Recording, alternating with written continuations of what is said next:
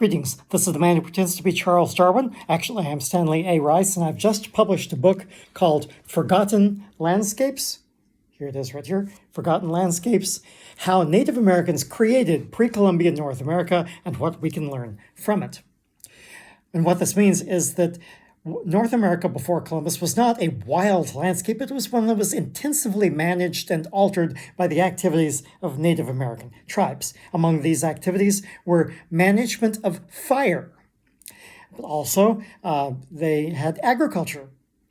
And also, they had hunting. Now, many of the tribes were agricultural and had even irrigation, but some were hunters and gatherers, and most of them were hunters. And that's because the wild mammals of North America were not suitable for domestication. So whereas in Eurasia you could get cattle and pigs and things like that, you couldn't do that in North America. So there were a lot of hunters. And the Native Americans were such good hunters that they were able to influence the entire landscape.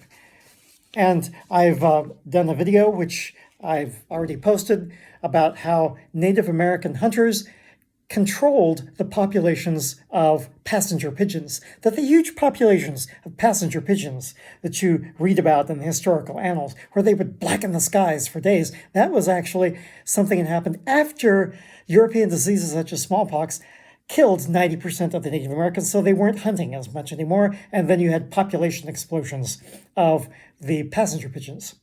Well, I want to give you another example of that, and that is about fish and alligators.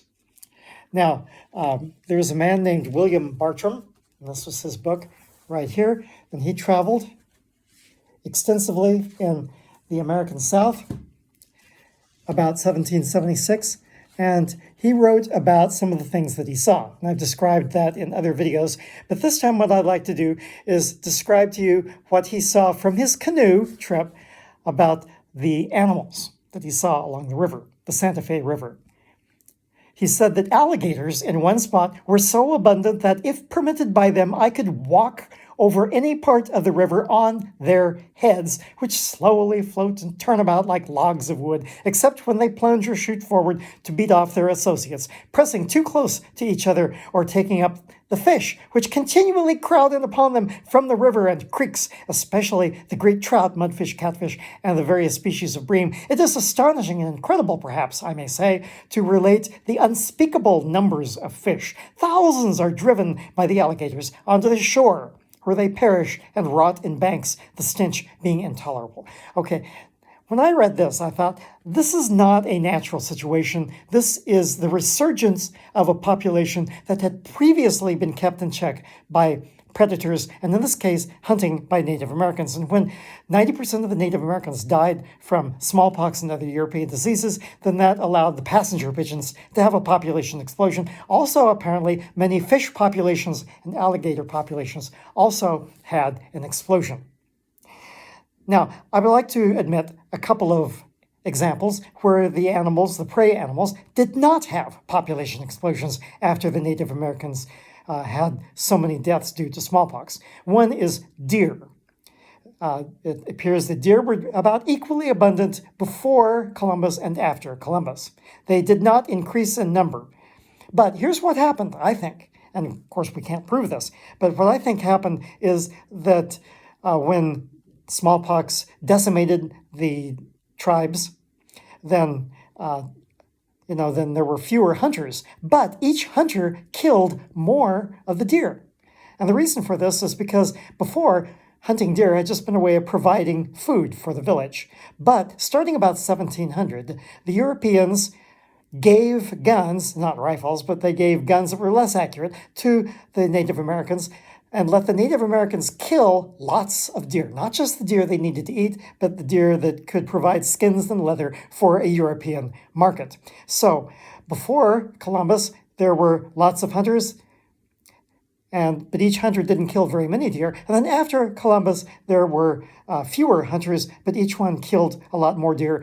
Thus, the Europeans caused the deer to go from being a source of food to being a commodity. And so that is what I think happened. to explain why the deer did not have a population explosion as a result of the Native Americans dying from smallpox. Another example, and this is one I have no explanation for, I'll just tell you about it, and that is bison. You've all heard about the huge herds of bison in the grasslands of North America. And it would seem that they were huge because of a population explosion following the die-off of the hunters who had kept them in check. That apparently is not the case, because even the earliest European visitors, such as Coronado in the early 1500s, saw huge populations of bison.